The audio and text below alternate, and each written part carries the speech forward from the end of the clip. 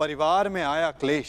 परिवार का अर्थ है ऐसा समूह जो साथ रहे, जो एक दूसरे के साथ जिए, एक दूसरे का संबल बने। यदि एक वृक्ष दूसरे वृक्ष की शाखाएं काटने लगे तो वृक्ष का अस्तित्व समाप्त हो जाता है महाराज धृतराष्ट्र। जब परिवार साथ रहता है तभी उन्नति होती है।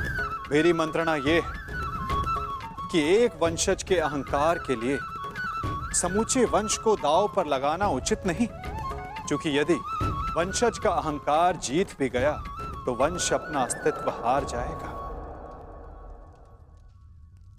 इसलिए मैं वासुदेव कृष्ण पांडवों की ओर से शांति दूत बनकर आया, शांति प्रस्ताव लाया। यह युद्ध केवल भाइयों के मध्य का संघर्ष नहीं होगा, बल्कि इस युद्ध में संपूर्ण भारतवर्ष भाग लेगा।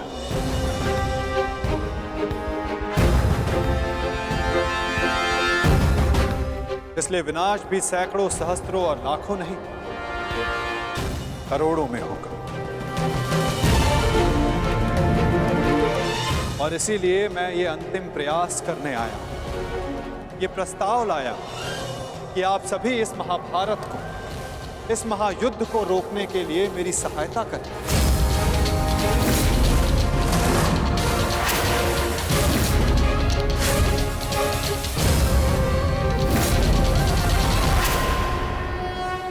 और इसीलिए मैं ये अंतिम प्रयास करने आया कि आप सभी इस महाभारत को, इस महायुद्ध को रोकने के लिए मेरी सहायता करें।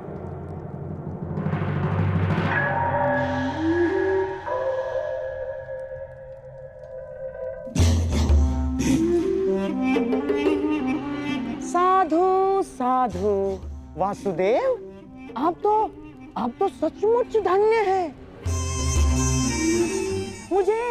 मुझे स्मरण नहीं होता कि कितना समय हो गया ऐसे शांतिपूर्ण वचन सुने हुए। मुझे तो ऐसा प्रतीत होता है वासुदेव कि आपके मुख से शब्द नहीं, फूल झड़ रहे हैं, फूल। मैं अभिभूत हो गया वासुदेव। और सच कहूं वासुदेव, मैं भी आपसे सहमत हूं।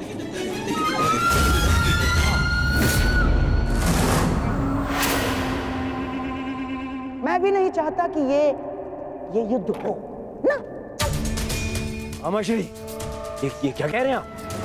हाँ दुर्योधन, वासुदेव बिल्कुल उचित कह रहे हैं। हमें इस युद्ध को रोकने का पूरा प्रयास करना चाहिए, समझ गए? हाँ हाँ वासुदेव, सबसे श्रेष्ठ युद्ध वो है जो कभी हो ही नहीं। और युद्ध की परिस्थिति उत्पन्न न होने देने का एक ही उपाय है कि एक पक्ष दूसरे पक्ष पर आक्रमण ना करे। चलिए ठीक है, हम पांडवों पर आक्रमण नहीं करेंगे, परंतु वासुदेव, द्वारकाधीश, क्या आप यह आश्वासन दे सकते हैं कि पांडव भी हम पर कभी भी आक्रमण नहीं करेंगे? कभी भी। गांधार नरेश, आप आक्रमण के संदर्भ में बात कर रहे हैं और मैं यहाँ युद्ध की आवश्यकता को ही समाप्त करने के विषय में बोल रहा हूँ। अच्छा ऐसा है। यदि ऐसा है वासुदेव, तो हम आपका प्रस्ताव सुनना चाहेंगे। हाँ, आप शांति दूत हैं तो संदेश तो लाए होंगे। और हाँ, ऊपर से आप शांति प्रस्तापित करना चाहते हैं। तो वासुदेव, शांति प्रस्तापित करने के लिए जिस समाधान की आवश्यकता होती है वो समाधान भी लाए होंगे आप, है ना? बताइए क्या है इसका समाधान? प्रत्येक युद्ध की नींव में अन्याय छिपा होता है गांधार राज, और अन्याय का केवल एक ही समाधान है, और वो समाधान है न्याय।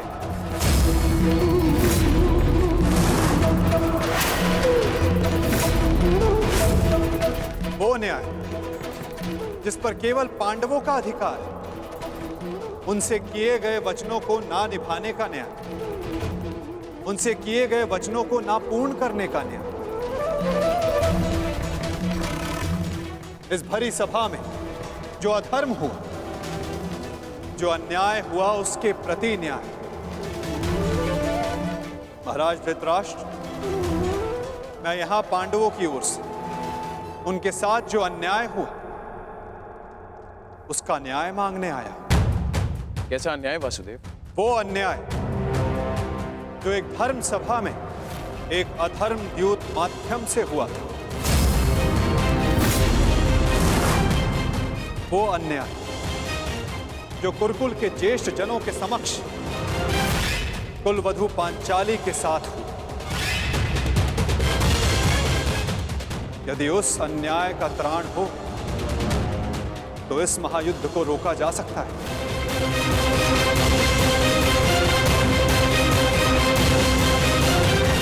कुरुकुल श्रेष्ठ महाराज धृतराष्ट्र, महामहिम भीष्म, मैं पांडवों की ओर से उस अन्याय के लिए न्याय मांगने आया हूं। स्मरण रहे महाराज, यदि आपने पांडवों को न्याय नहीं दिया, या तो उसे वो पुण्य से अर्जित कर लेंगे या फिर उसे छीन लेंगे।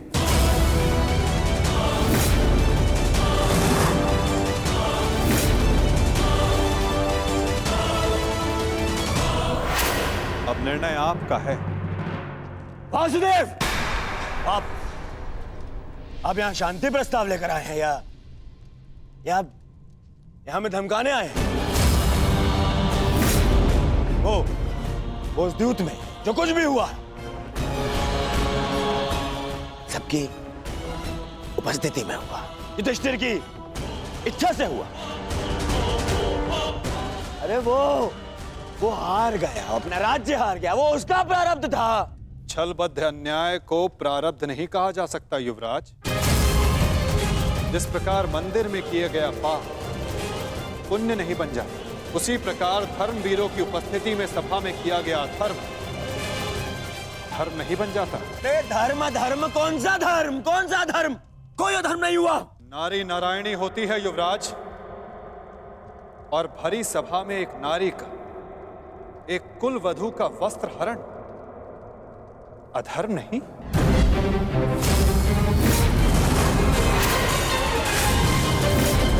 यदि तुम्हें विश्वास नहीं तो अपने ज्येष्ठों की झुकी दृष्टि से पूछो दुर्योधन। उन वस्त्रों से पूछो जो आपको आपके मन की नग्नता अनुभव कराने के लिए आपके शरीर से दूर हो गए। उन प्रतिज्ञाओं से पूछो जो पांडवों ने अपने भ्राताओं के विनाश के लिए मांगी। ये प्रतिज्ञा लेता हूं, पर यही जंगल तोड़कर तुम्हारा प्राण दे लूंगा दुर्योधन। उस श्राप से पूछो जो द्रौपदी ने समस्त कुरुकुल को दी।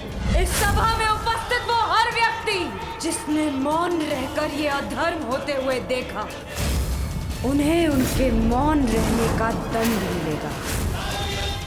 श्राप है ये अग्निसुता द्रौपदी का। परंतु यदि आप सब चाहें तो पांडव अपनी प्रतिज्ञा को त्याग देंगे। द्रौपदी अपना श्राप वापस ले लेंगे। बस आप सबको अपनी भूल का अनुभव करके पांडवों को केवल उनका अधिकार देना है।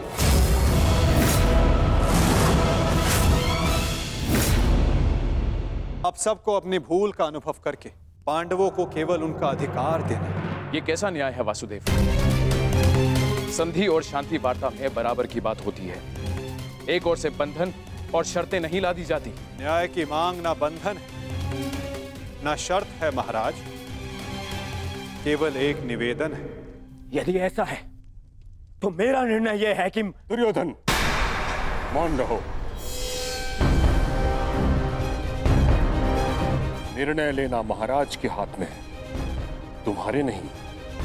तुम शांत रहो।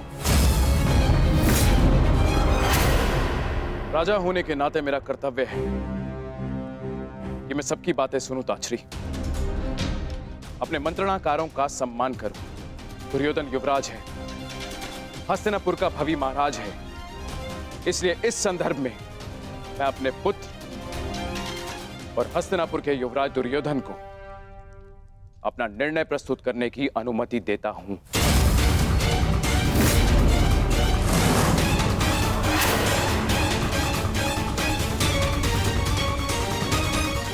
धन्यवाद पिताश्री। हाँ तो सुनिए वासुदेव, ऐसा है कि उस द्यूत में पांडव स्वयं अपना अधिकार हार बैठे थे। अब ना तो वो किसी भी राज्य का उनको अधिकार है और ना ही राजा होने का।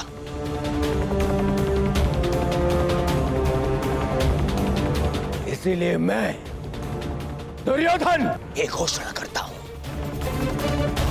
कि हस्तिनापुर आपका ये शांति प्रस्ताव ठुकराता है।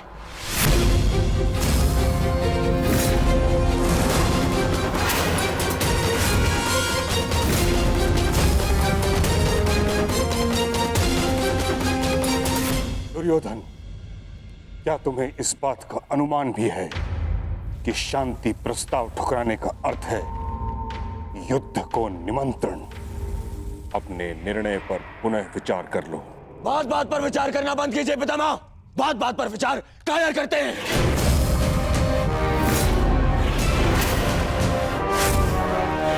योद्धा का जन्म ही युद्ध के लिए होता है और मैं इस युद्ध के लिए प्रस्तुत हूं।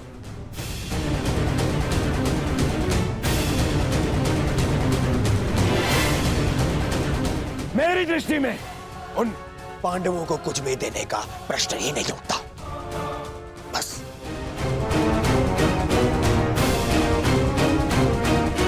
मैंने ये सभा समझौते के लिए रखवाई थी, ना कि अपने ही अधिकार के त्याग के लिए।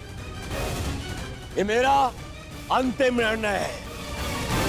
मैं उन पांडवों को इंद्रप्रस्थ नहीं दूंगा तो नहीं दूंगा।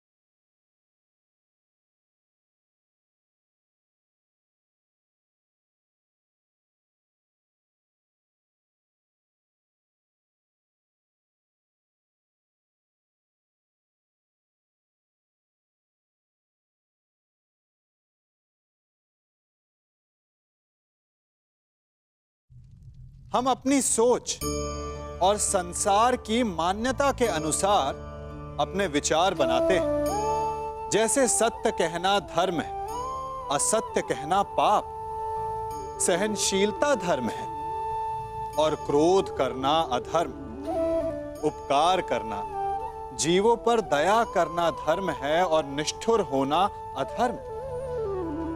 परंतु क्या यही सत्य है? क्या कभी कभी परिस्थितियां इन आवेशों को उल्टा नहीं कर देती? करती हैं। यदि इस संसार में कुछ धर्म है, कुछ पुण्य है, कुछ महान है तो परिस्थिति के अनुसार चलना। जटायु स्मरण है आप सबको, वो जिन्होंने रावण पर क्रोध किया था, उस पर आक्रमण किया था। उस समय जटायु का क्रोध पाप नहीं था, धर्म था।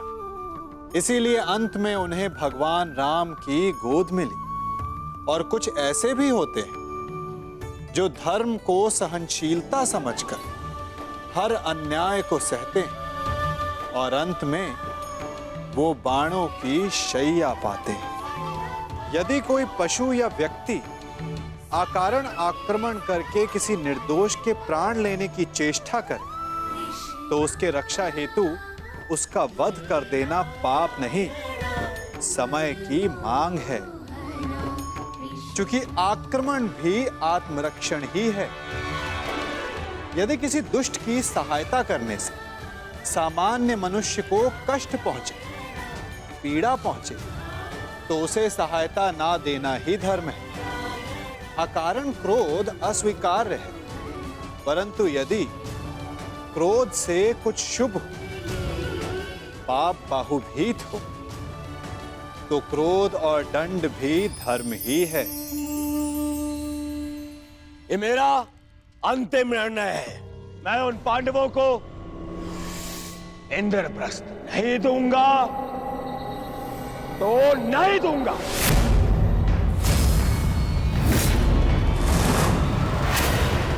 उचित है दुर्योधन, तुम इंद्रप्रस्थ रख सकते हो। उसकी सेना भी रख लो, अस्त्र शस्त्र रख लो, लाखों गाय, अश्व, उसकी प्रजा भी रख लो, कोटि कोटि धन संपत्ति, जो कुछ भी पांडवों ने अपने परिश्रम से अर्जित किया था वो सब रख लो दुर्योधन। परंतु इस अन्याय के प्रतिकार स्वरूप केवल एक कार्य कर दो। प्रतीक के रूप पांचों पांडवों को 5 गांव दे दो।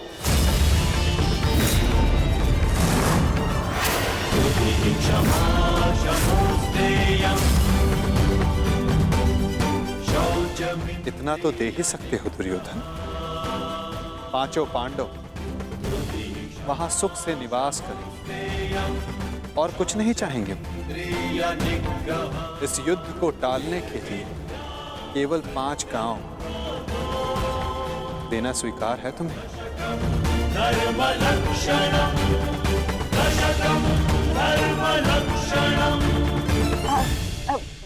वासुदेव, वासुदेव, वासुदेव,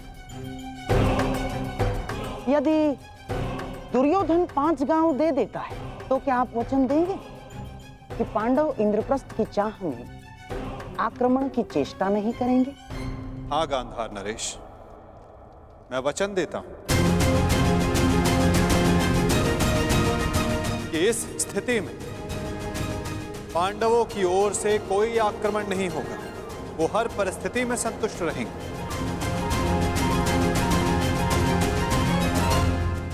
कह दो दुर्योधन, इससे अच्छा प्रस्ताव कोई नहीं होगा।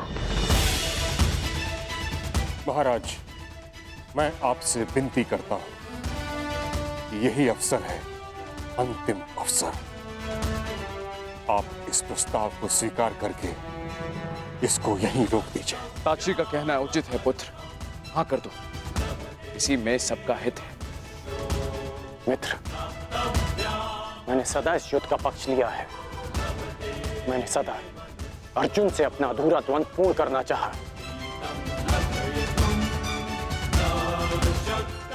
मैं अपना अधूरा द्वंद्व कभी और पूर्ण कर लूंगा।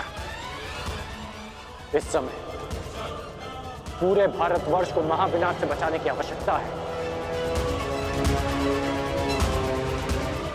हाँ कह दो मित्र।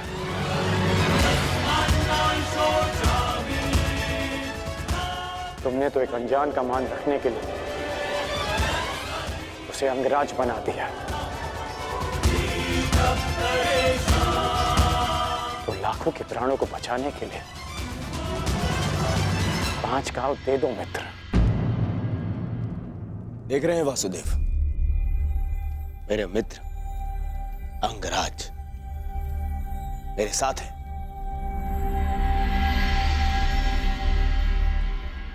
और आपको तो अच्छे से ज्ञात है कि कर्ण को अंगराज मैंने बनाया। उसे वो दिया है मैंने जो पांडव नहीं दे पाए। ना पांडव, ना पितामह। और ये मेरा वचन है, यदि मेरा मित्र मुझसे प्राण भी मांगेगा तो वो भी मैं प्रसन्नता से दे दूंगा।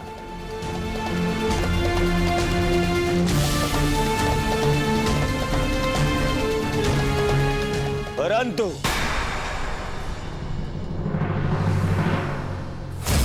ऐसा सोचना भी मत कि मैं उन पांडवों को कुछ भी देने वाला हूं।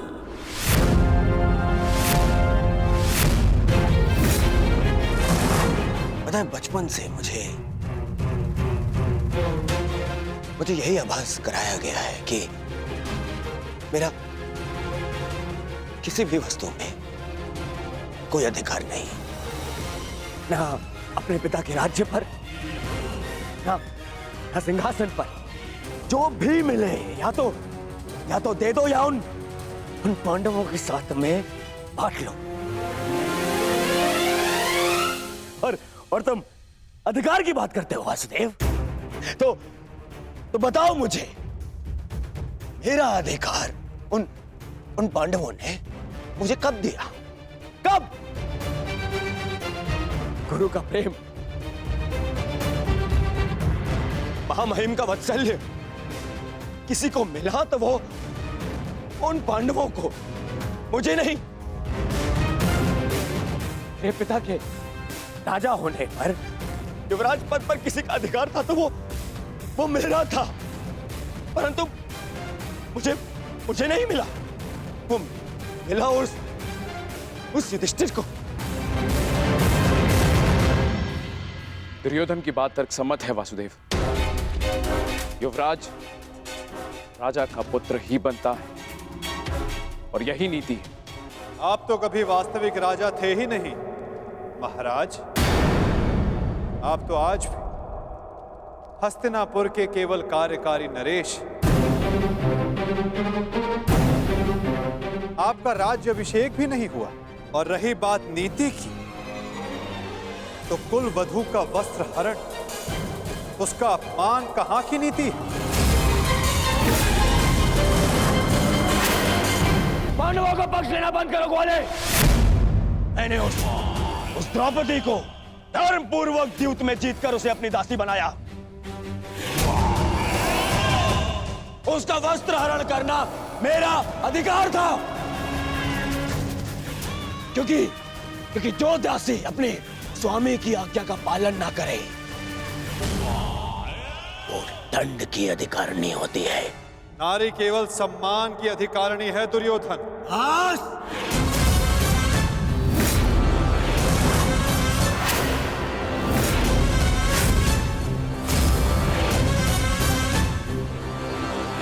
दूत बनकर आए हो, अपना संदेश दे चुके हो। अब मेरा निर्णय सुनो। मैं उन पांडवों को 5 गांव तो क्या, एक सुई की नोक बराबर धरा भी नहीं दूंगा।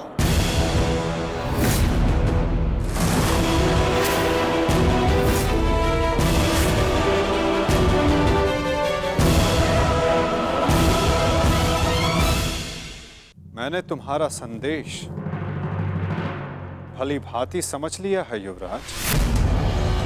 अब वही होगा जो तुम चाहते हो दुर्योधन। अब महाविनाश होगा, महायुद्ध होगा, महाभारत होगा।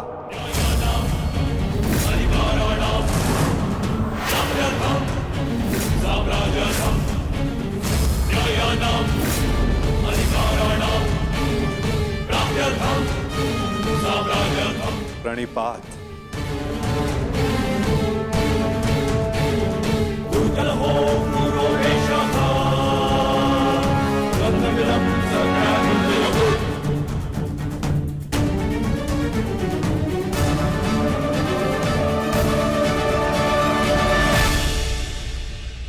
रुकिए केशव। मित्र, एक बार और विचार कर लो। अरे मित्र, राजा बलि की कथा स्मरण है तुम्हें? वो मायावी वामन मुझसे 3 पग मांगने आया था। 3 पग भूमि, और उस 3 पग में उस वामन ने न केवल तीनों लोक नाप लिए, बल्कि उस बलि का नाश भी कर दिया।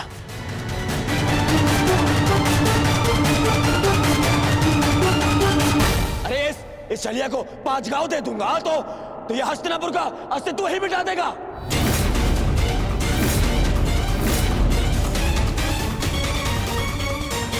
अखंडी कृष्ण, तुम्हारी मीठी मीठी बातों का प्रभाव इन पर पड़ सकता है,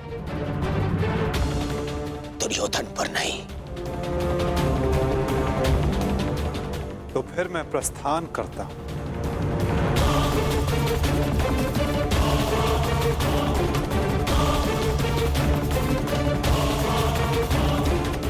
रुको दूत।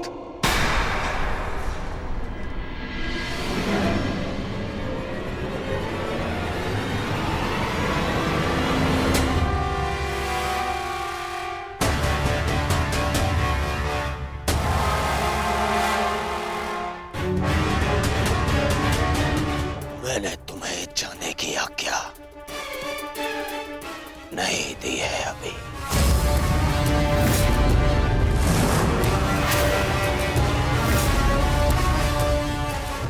सब तुम्हारी माया से भयभीत हैं कृष्ण। आज मैं अपनी प्रजा और अपनी सेना के मन से तेरा भय मिटा दूंगा कृष्ण।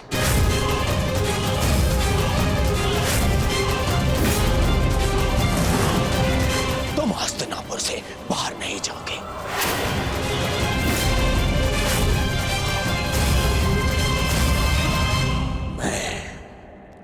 धृतराष्ट्र पुत्र दुर्योधन, तुम्हें अभी और इसी क्षण बंदी बनाता हूं वासुदेव।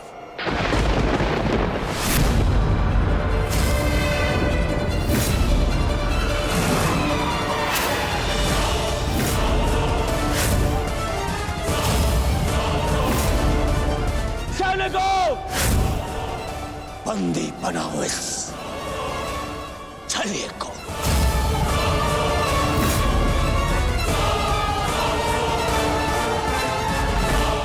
अपने पुत्र को सीमा में रहने का अर्थ सिखाइए महाराज।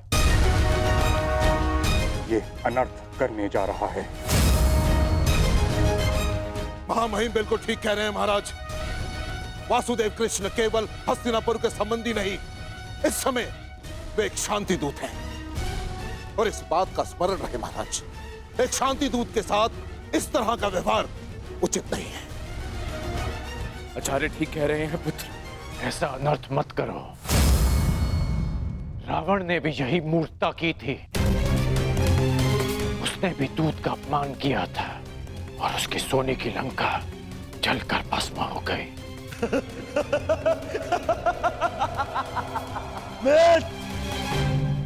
रावण मूर्ख था, जो सामान्य रस्सी से हनुमान को बांधने चला था, परंतु मैंने इस विशेष दूत के लिए एक विशेष धातु की श्रृंखला बनवाई है।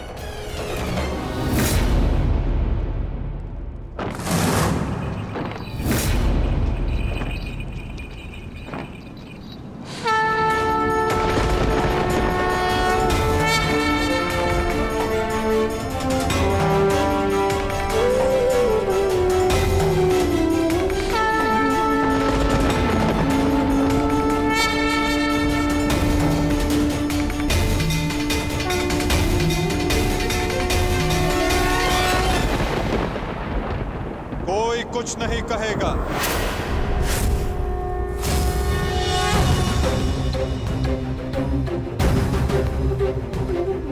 मेरा आप सबसे निवेदन है कि मेरे और दुर्योधन के मध्य में ना आए और साक्षी बने इस क्षण के। इसे भान नहीं कि ये क्या कर रहा है, जिसके जन्म के पश्चात जिसे बंदी गृह की बेड़ियां ना बांध सके, सैनिकों का पहरा ना रोक पाए, आज तुम उसे बांधने चले हो दुर्योधन। सामर्थ्य है तुम में तो बढ़ो आगे, हो सके तो साधो मुझे दुर्योधन, अपने इन श्रृंखलाओं में बांधने का प्रयास करो।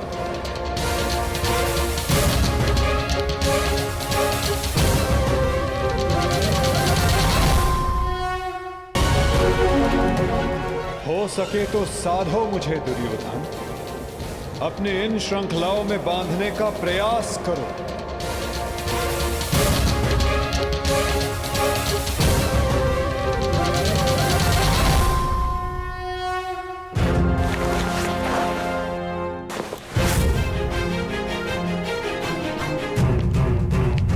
उठो उस तेरे को।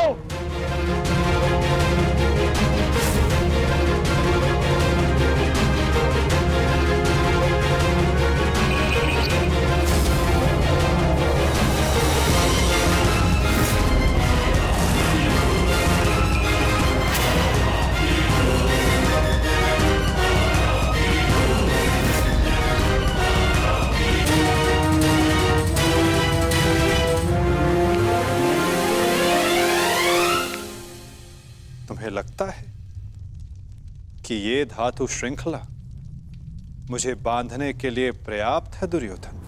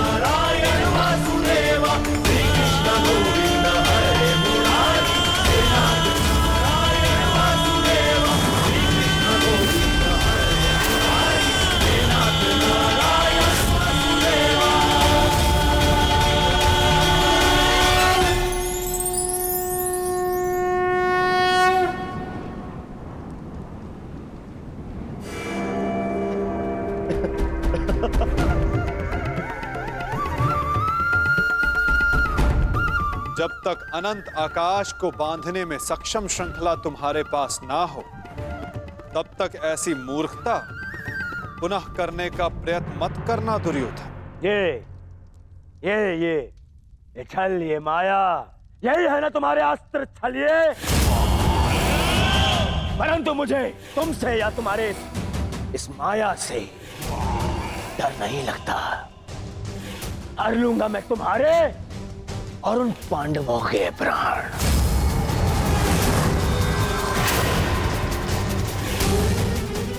स्मरण रखना कि इस महायुद्ध में अंत करेगा तुम्हारा और उन पांडवों का यह दुर्योधन।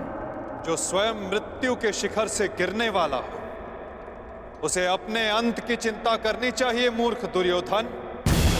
जिस सत्य को, जिस भविष्य को मैं टालना चाहता था, उसे आज तुमने स्वयं आमंत्रण दे दिया।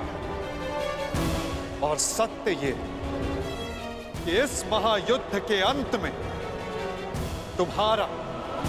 तुम्हारे पापों और तुम्हारे पाप में भागीदार रहे प्रत्येक का अंत होगा। ये युद्ध अंत होगा।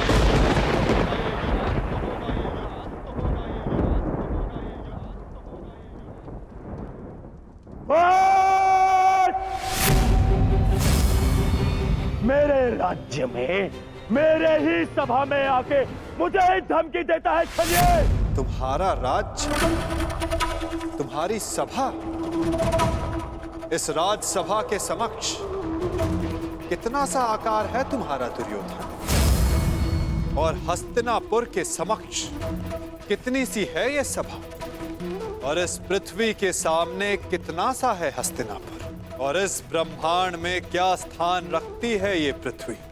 यदि मनुष्य का अभिमान और दम उसके आकार से अधिक बड़ा हो जाए तो वही मनुष्य को स्वयं अपने बोझ से मार डालता है, और तुम्हारे अंत का कारण भी यही अभिमान होगा दुर्योधन, और तुम्हारा अंत भी तुम्हारे इसी अभिमान से होगा दुर्योधन।